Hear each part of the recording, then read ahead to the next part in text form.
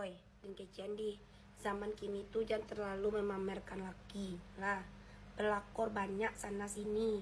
Jadi kalau misalnya dapet laki elok lah, dapet laki nan elok, alamat padian sih, jangan diupload gitu ha.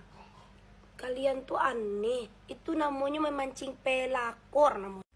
Kalau ni pihak pamerkan yo Yuki, karena kalau ndak pamer kecenya 3 bulan lo tunyo kecenya. Jadi kalau ada pelakor beko nang gado-gado laki ni pihak le ketahan je dengan muncul ni pihak nang bakumbah go. Le ketahan ni pihak kirimkan nyo seperangkat skincare ni pihak ko supaya ndak bakarak muko itu. Kalau ni pihak rancak pada pelakor-pelakor banyak, kok ni pihak percaya dirinya Yuki, digaduh lagi ni pihak bisuap, ni pihak posting muka dan bakara tu, segera ni pihak promo kan ni pihak suruh kau balik skincare dan kau dulu, bala putih lah berasia muka kau udah reflect dan bekas jerawat itu, kau dah kau main coba mengaduan laki dan dah kecil ni pihak, itu Yuki.